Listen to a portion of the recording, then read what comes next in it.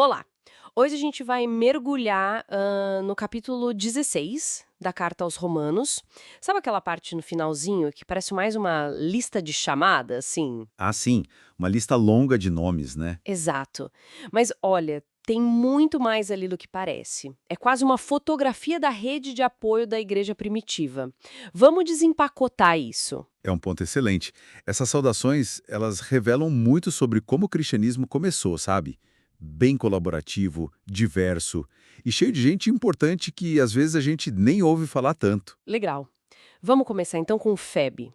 Paulo fala dela como nossa irmã que está servindo a igreja de Cencreia. E ele pede para a galera de Roma recebê-la super bem, de modo digno, e ajudar no que ela precisar. Porque, ele diz, ela foi protetora de muitos e de mim, inclusive. É. E essa recomendação era algo muito sério no mundo antigo. Funcionava quase como um passaporte de confiança, entende? E a palavra que ele usa, diáconos, para servindo, bom, muitos estudiosos acreditam que pode significar diaconisa. Isso sugere uma posição de responsabilidade mesmo. Ah, interessante. Então ela tinha um papel de liderança ou serviço bem reconhecido ali. Exato, mostra a autoestima, né? A confiança que Paulo depositava nela. E logo depois vem Priscila e Áquila. Eles os chama de meus cooperadores em Cristo Jesus. O que tem de especial nesse casal? A Priscila e Áquila são demais. Paulo diz que eles arriscaram a própria vida por ele. Imagina isso. Nossa. É um nível de dedicação, assim, extremo. E não é só Paulo que agradece. Ele fala que todas as igrejas dos gentios lhe são gratas. E Uau! ainda tem mais. A igreja se reunia na casa deles. Aí fica interessante mesmo pensar nisso, né? Essas casas como centros do cristianismo ali no comecinho. Exatamente. Eram os núcleos, né? Muito antes de existirem templos como a gente conhece. Faz todo sentido. E a lista continua. Tem Epeneto, que foi o primeirão a se converter na Ásia, Maria, que trabalhou pra caramba por eles, e aí ele menciona Andrônico e Júnias. Diz que são parentes, foram presos com ele, E olha só essa descrição. São notáveis entre os apóstolos e se tornaram cristãos antes mesmo de Paulo.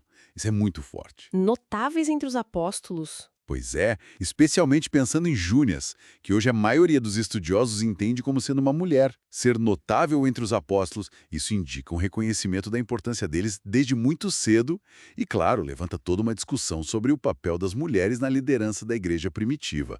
É um ponto bem debatido. Sim, muito relevante. E a lista não para, né?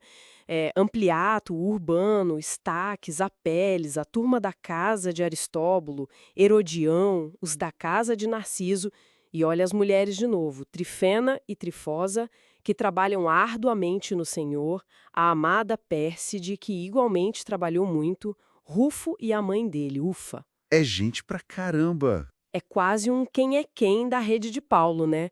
Impressiona a quantidade de gente conectada e esse destaque para o trabalho duro, principalmente o delas. Verdade. E tem até o Tércio, o cara que escreveu a carta, mandando um alô. Eu, Tércio, que escrevi esta carta, saúdo vocês no Senhor. Achei isso bem Dá um bacana. toque, pessoal, né?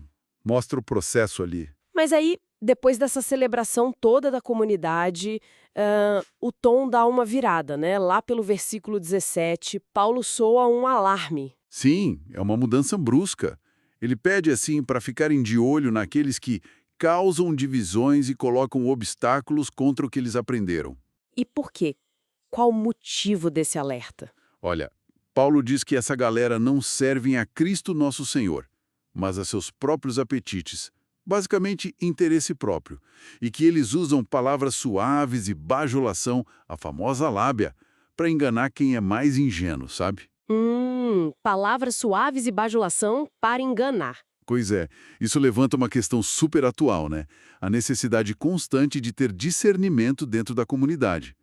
Para gente, para poder identificar discursos que parecem bons, mas que no fundo desviam do essencial por motivações escondidas. Um alerta que vale para hoje, sem dúvida. Mas aí ele volta para as saudações, né? Agora da galera que estava com ele. Timóteo, Lúcio, Jasão, Sosípatro e Gaio, que ele disse que hospedava ele e a igreja toda. Sim, E menciona Erasto, o tesoureiro da cidade. Puxa, olha só que detalhe. esse detalhe do Erasto é fascinante. Um tesoureiro da cidade mostra o alcance social que a igreja já tinha, chegando até em oficiais públicos. Não era algo só das camadas mais baixas, entende? Entendi, tinha gente de tudo quanto é tipo ali. Exato. E toda essa lista, essas pessoas, o alerta, tudo isso meio que desemboca na conclusão da carta. A doxologia final, ali nos versículos 25 a 27. Não é só um amém bonito. Aquilo ali amarra tudo. Como assim? Ele celebra o poder de Deus, que fortalece os crentes pelo Evangelho, pela revelação do mistério mantido em silêncio por tempos eternos, mas que agora foi revelado para todo mundo, para todas as nações. Então a gente vê como essa rede específica lá de Roma, com todos esses nomes, fazia parte de um plano de Deus muito maior, universal. Conecta o pequeno, as saudações, com o grande, a teologia da carta inteira. Nossa, muito bom. Então, resumindo, Romanos 16 não é só uma lista de nomes jogada lá no final. É um retrato vivo de uma comunidade real, cheia de diversidade, gente trabalhando pesado, homens e mulheres, em posições importantes, conectados apesar da distância. Mas também uma comunidade que enfrentava desafios internos, como essas divisões, mostra que cada pessoa ali, cada nome daquela lista, tinha um valor enorme na missão. Exatamente. É um testemunho do aspecto humano e relacional da fé. Isso talvez nos deixe com uma pergunta para pensar, sabe? Qual? Se Paulo teve todo esse cuidado de nomear, de valorizar tanta gente individualmente, reconhecendo a contribuição de cada um, como será que hoje, nas nossas comunidades, nos nossos projetos, a gente pode fazer isso melhor? Como que essa prática de reconhecer e valorizar cada contribuição, mesmo as que parecem pequenas, pode fortalecer o que a gente faz junto? Fica aí a reflexão.